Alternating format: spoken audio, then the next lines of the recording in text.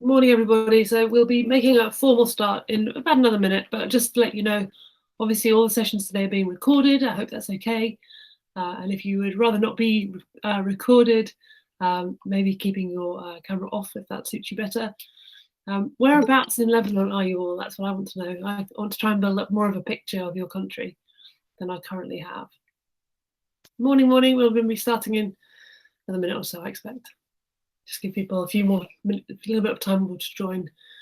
Okay, we've got somebody in Beirut, Mount Lebanon, a village called Kahim. Thank you. So I'm going to get a map later and pin you all so I get a bit more of an idea of the geography and how you all fit together.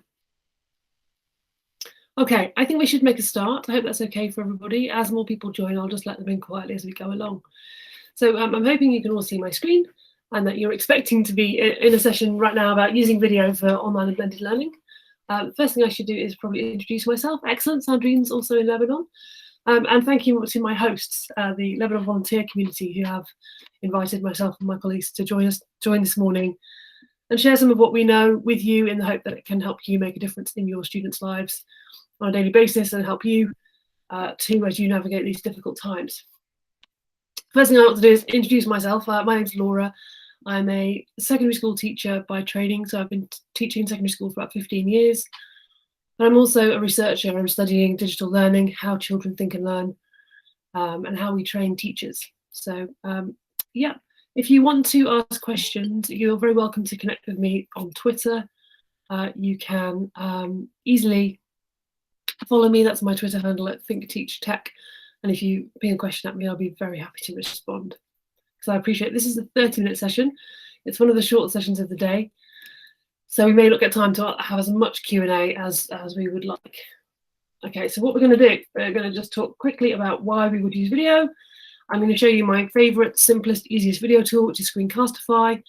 I'm going to do a little demo with you, which shows how simple it is.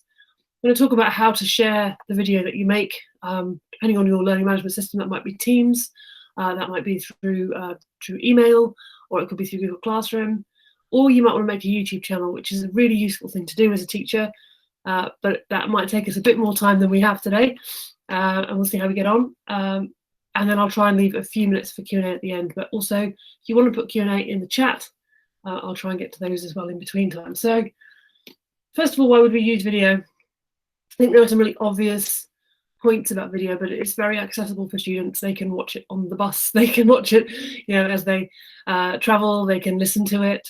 You just have video, just have audio, but it gives students the ability to learn at their own pace, to replay things, to rewind things, to play it faster if they understand the concepts, or to slow it down a bit if they need it repeated. I also think there's a real merit to using video for feedback for teachers who are really busy and really trying to do their best. Actually giving video feedback, it's very personal. You add tone and meaning and context to what you're saying, more so than just having the typed feedback. So it can be a real time saver to give video feedback on assignments. And again, you can do that with Screencastify as well. My biggest tips on video would be to keep them really short. If you can keep it sort of 3 to 5 minutes, obviously it helps with downloading and bandwidth, but it does make it easier and more digestible for students. So if you just think about the really most challenging point of the subject you would normally teach, and you make the video that explains that bit, that really helps students to replay and ask the questions they have. I would also strongly advocate for making your own YouTube channel for education. It's easy to do, and you can make it safe. So those are my top tips. Okay, so I'm going to give you a really quick demo of a tool called Screencastify. Could you just give me a 1 to 10 in the chat? So 10 is, I already know all of this, thank you very much. And 1 is, I've never seen this before on Screencastify. 1 to 10. 10 is super familiar. 1 is never seen it. Perfect, that helps a lot. Thank you very much, everybody. Okay, so Screencastify is what's called a Chrome extension. So what that means is you need to be using Google Chrome to get it. Now, I've deliberately used an account where I don't have Screencastify installed, so I can show you the whole step from start to finish. So all you need is to go to a web browser and type in Screencastify.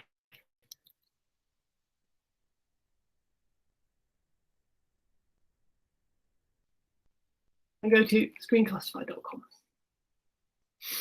And what you'll see here is this nice big blue button that says Add to Chrome. It's free, and Screencastify is completely free, particularly if you keep your videos short. And this will take you to somewhere called the Chrome Web Store. And in the Chrome Web Store, you can access all kinds of extensions. This is the only one we're going to talk about today because we are a little short for time. But if I click this blue button that says Add to Chrome, making sure here that I'm in the account I want to be in, I'll get a pop-up asking for permission to telling me what Screencastify can do and asking me if I'm okay with that. And I'll say, yes, I am, that's fine. And it will give me this little quick security check.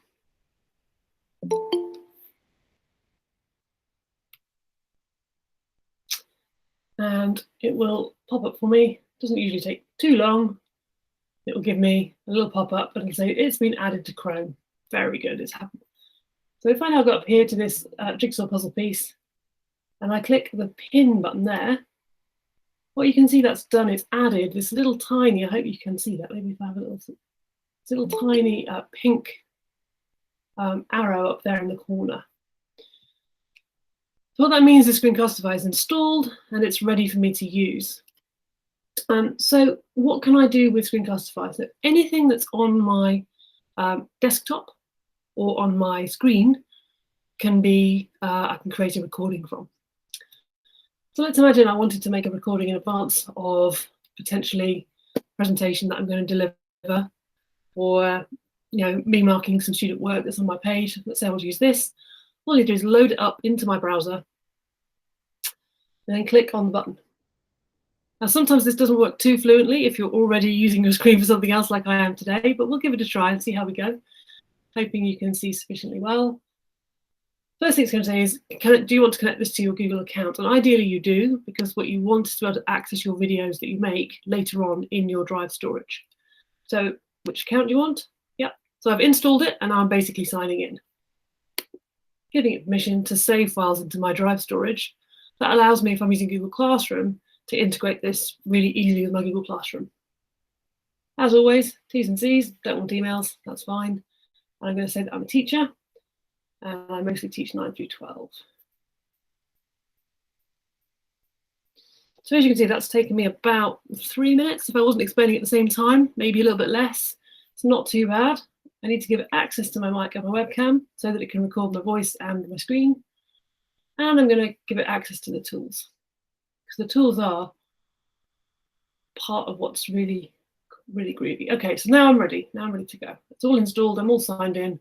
I'll close all those tabs. I don't need them anymore. Let's open something that I want to talk about. Potentially this, but it could be anything on your computer. Clicking this button here, it's going to give me a little pop-up. It's going to ask me what do I want to record. We've got a 5-minute limit per video in the free account, and I think that's plenty because I only want to use video for the really sticky points or for student feedback. So I'm going to record just this browser tab, but as you can see, I could record anything on my screen. Microphone and webcam. If I put the webcam on, it's probably going to start to struggle with Google Meet, but we'll give it a try. I'm going to press record, and when I do that, it's going to give me a little countdown. I'll get a little pop-up showing me, previewing for me what it is it's going to record. This is where it might be slightly struggling with multitasking. You hear the pips? So this little box here, I can move it around. So if it's in the way or on top of content that I don't want, I can move it. I can flip it if for some reason I'm doing something that's directionally specific. And down here, I've got various tools. So I can have this nice focus mouse, which is probably my favorite. So I can, as I'm talking and recording, I say, this is the bit I want you to look at. I can also use highlighted tools so I can annotate kind of rough and ready. If you've got a stylus, that's even easier.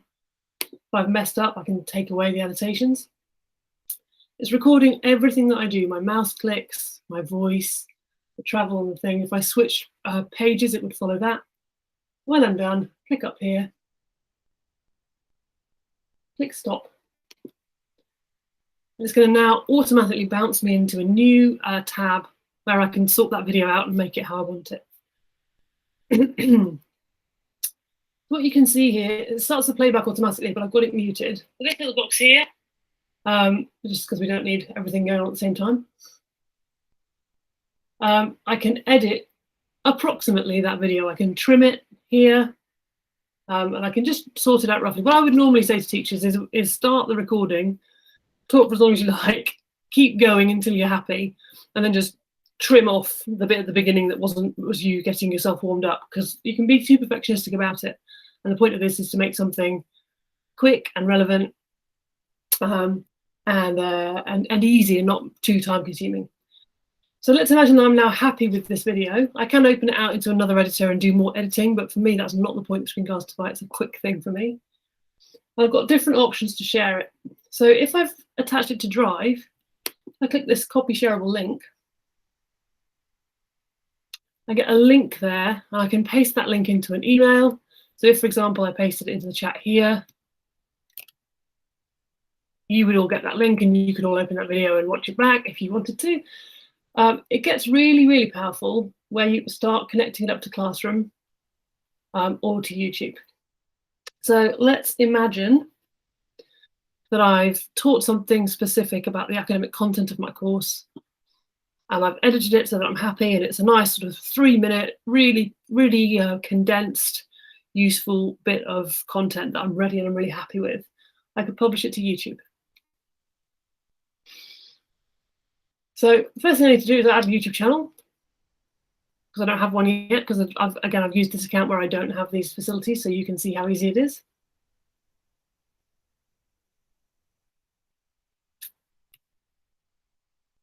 And all I'm doing is following those same steps that I did with Screencastify, just to authorize it to have these extra permissions for me. So I'm going to start off with a private channel so that I can set it up how I want it and then publish the channel. That's the title. I'm going to upload. And because it's relatively short, it's relatively quick and easy to do. So just giving you the idea of how easy it is to create some content quickly and broadcast that. That's now on YouTube, on a private channel, so it's not the case that people can search for it and find it. When we're uploading to YouTube, we have a few things to think about. We want to make sure that we are uploading it for students and so forth, and those are all settings we can manage in our channels. That's probably a separate session rather than the rest of this one. But when you go to upload it, when you create a channel that's for student or playlist that's for education, you can add videos to it and tick that they are for educational for children. And what that does is it prevents it from adding adverts that are inappropriate, and it turns off commenting by default. So those are all things we can manage in a YouTube conversation later. So alternatively, as you can see, I've got the option of just sending it in an email, because I know not everybody has Classroom or Teams set up. You could send that in an email and it would power up whatever email service you use. That's opening Gmail for me, which I don't particularly need right now. But just getting that link, putting it into a group email list for my class and emailing to them, that would also be fine. So it's about working out ways which work for you. Now you can add additional options. In my session later on today, I'm going to talk about Edpuzzle, which is a site which allows you to add questions to your videos. Like multiple choice questions, which can auto grade, or open questions, which you can write on later. Some of you might use Wakelet or Remind, but you've got lots of options for how you want to use the content you've created once you've created it in a way that you're happy with. So that's a really, really quick option. Obviously, you can also download it and do different things with it, but that's just giving you a very rough and ready overview of how to make a recording. Let's have a quick look at questions in the chat. How are we doing? Installed it but can't see the pink arrow. Any tips on how to make it appear? Brilliant question. So if it's not appearing, if you click on the little jigsaw puzzle piece that you have, that's your extensions manager, effectively, and that allows you to pin certain extensions to your Chrome bar so that they're always visible. So I've pinned that one, which means it's going to appear there. If I unpin it, you'll see it disappears. So things that I want to see, I want to pin those and have them ready for access all the time. I use Screencastify a lot. Okay, let's just talk a tiny bit. The other really nice way to use video is for feedback, and I said at the start I wanted to show you that. Let's imagine that I'm wanting to give student feedback, and that potentially, you know, this is a piece of student work that I've got that I want to give them feedback on. Opening it on my desktop, opening it on my computer, I've got all the same options. that I would have for voicing over a piece of my own work. But if this is, say, some student work here, I can do exactly the same thing, opening it up. And this is where I think it gets particularly powerful. All the same stuff, all the same settings. Note, remembering the 5-minute limit. You get that countdown again. Eventually, 3, 2, 1, it will count down. I'm going to pick up my focus mouse. Down here. Oh, hello, that one. There. Isabel, this is a really fantastic presentation that you've made today. I particularly like the way you've used this illustration, this metaphor here, visually with the spices to talk about this as a way of doing it. How you could improve on this piece of work potentially is just look at the formatting a little bit. You might want to move that chunk of text over to the left. I like the way you've organised this presentation, and particularly like the way you've suggested that the resources are available at the end and you've given your academic references. Excellent job, well done. Tapping that pink pointer in the top again and selecting stop. Exactly the same process, so it opens a new browser window, gives you the editor. I might know that I probably waffled a little bit at the start and I don't need that, so I can take that back here and just snip off a little bit at the beginning.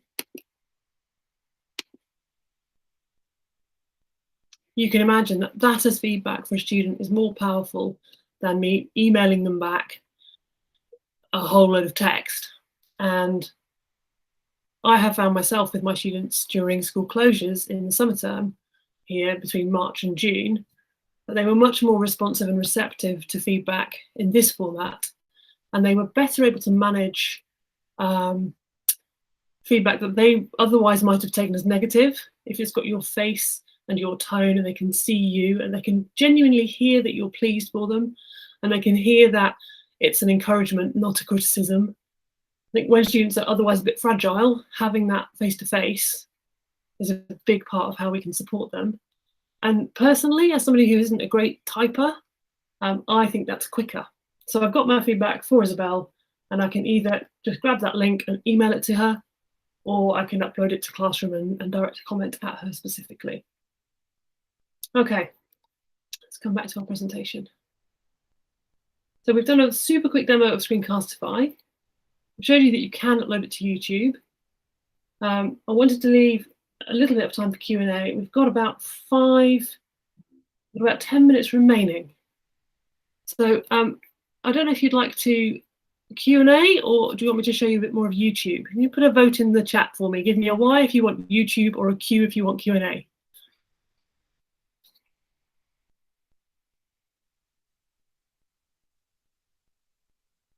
Maria wants YouTube. Any other strong views? YouTube. Dina says YouTube. Naji says YouTube. Okay, let's do that. Exciting. Good, good. Okay, so if I'm in YouTube, this session's a little bit Google-centric, I'm afraid, because my accounts are all in Google. But for teachers who have a Google account, that is also a YouTube account. And it's sometimes something that people aren't so familiar with, that this is attached. And this is a point where, in terms of your own sort of digital identity management, as it were, it's really useful to think about signing into the right account and being in the right account in the right place. So you can see here, this is an account that I have with Canopy. And what I've done in Chrome is just changed the theme. So I know when I'm in this account, it's dark blue, whereas perhaps if I'm in a personal account, it's a different color. Or if I'm in a different work account, it's a different color again. And this is all part of how I manage my identities so that I'm in the right thing at the right time.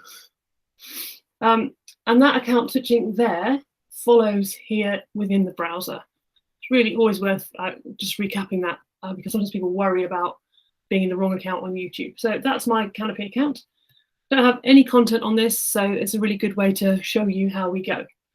So here's my channel. And as you can see, I haven't got any videos in my channel, but I have got a video here. Oh, I thought I had a video here, but I can easily add another one. So let's get on with uploading a video. Let's go back to Screencastify. Let's take this one. click that More Options button, and let's publish it up to YouTube. And I want to, let's make this one unlisted, just showing you a different thing. Okay. Yes. Maria, this is a really good question. So with YouTube, when you're publishing content, you've got choices about how you publish it. You can just make it public on YouTube, which means it's searchable. So if somebody types in, you know, your name or your subject box, it'll pop up. Lots of teachers are really comfortable with that. Personally, I would rather have a private channel or an unlisted channel. The difference is if it's a private channel, you have to send somebody the link for them to find it. If it's an unlisted channel, it's there, but it's not searchable, and it's not listed as you'd expect. So people can only find it by having the link sent to them. So as you can see, this video here is tagged as unlisted. Now, if I want to, what I can do, I could create a playlist. And let's say that I'm teaching, I don't know, philosophy year 10.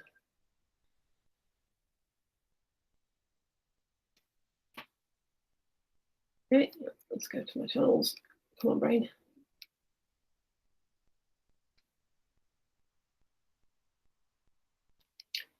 Okay. So there's different ways to do it between channels and playlists. So you might have a channel where you put all your videos, and then within that you'd have particular playlists that you might use with certain classes or for certain topics. So if I come up here to me, here's a playlist, and you should be able to see, why is my year 10 playlist not appearing there that I've just made? There it is. There's my year 10 playlist. So things I can do within the playlist, I can put those videos into a sequence. I can change the names of them. I can give I can change the thumbnail on that video so that it has a particular title. So I could put a 1 and a 2 and a 3 on the order that I want them to be. So here we go, I can make this unlisted so that when I send the link out, it is going to bring the student directly to here rather than to anywhere else. What I'm really looking for are my settings for my videos. Here we go. Every so often, the content moves around, so you need to be, yes. I don't need the guided tour, but what I do want,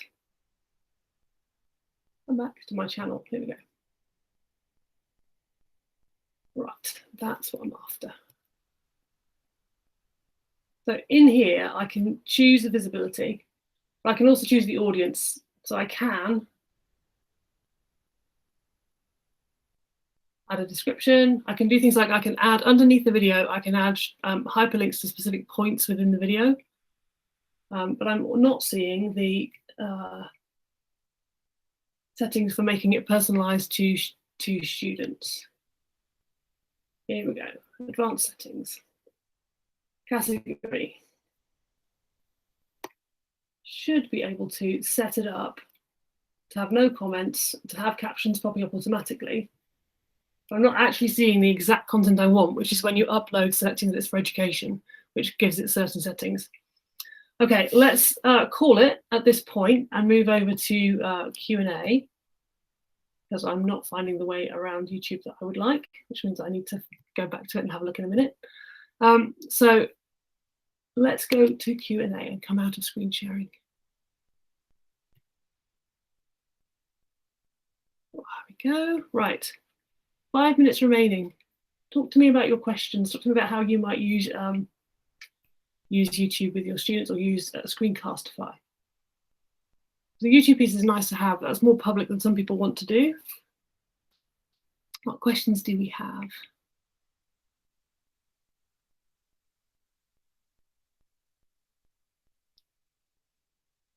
Anybody got questions? Can I use videos to give feedback? Absolutely, Maria. So as I said, anything that you've got on your screen, you can turn into a video. So it could be just a PDF that a student has submitted, a PowerPoint, a presentation, a Word document. It could be that they've taken a photo of some written work and handed that in, exactly like for essays. I use this a lot for essay feedback. So if you've got Google Classroom, thanks, Lama. or something similar like Teams, where the students are handing in photographs of their work or uploaded documents. You can use Screencastify there. So anything you've got there, something that I would do typically in Teams or in Classroom is how there's a rubric function, so you can have a mark scheme. So what I would usually do is have the student essay on my screen and the mark scheme up in split screen, and then have the start Screencastify and talk as I'm using the mark scheme and explain why I've given it a 4 and not a 5, and highlight the bit of text that I'm talking about. So all you're doing is sharing your thinking processes with your students in terms of helping them to be more successful. And you can ask students to do this too. So you can ask students to use Screencastify to talk over as they receive your feedback and ask you questions. So it can just be a really simple, I think it's really practical. Thank you, Dima. It's a really simple, practical tool, everyday use, and it's really just straightforward once you've got it installed and you've had a tinker. Absolutely. I also like taking it out into Edpuzzle and adding further questions to it. That's really useful. I'll be showing Edpuzzle in my assessment session next. Any other questions? We've got about 4 minutes remaining.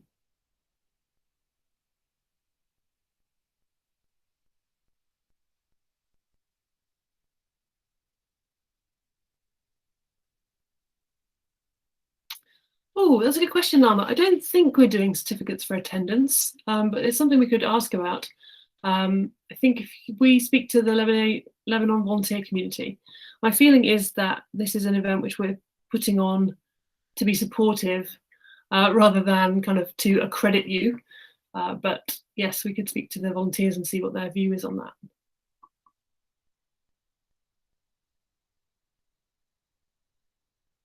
Absolute pleasure. You're very welcome. So the next session, Andy's posted for us there. Thanks, Andy, is coming up at 11:30. You've got 3 choices. So we'll be talking about making how to assess students online. When we spoke to the teachers in Lebanon before this event, they said one of the biggest problems they have at the moment is assessment, in terms of students feeling very, very pressured, and that leading to perhaps some not ideal practices. So I'm running through, I've got an hour-long session where we're going to be looking at lots of different online assessment tools and how to do low-stakes testing, formative assessment, that kind of stuff. So that'll be with me. And we've got something about differentiation for learning. So all the platforms, again, whether it's Classroom or Teams, you have the option of setting different work to different students and how to do that in a sort of really easy, straightforward way. And that'll be with Dan. And then we've got G Suite for remote learning. So going through the whole package there. And that's at 11:30 as well. So you've got plenty of options for the following session. We've still got a couple of minutes. There's a 15-minute break in between sessions. I'm happy to stick around here for a few extra minutes if you've got a question and you don't want to ask it in front of everybody. If you want to hang back at the end, I'm happy to try to help.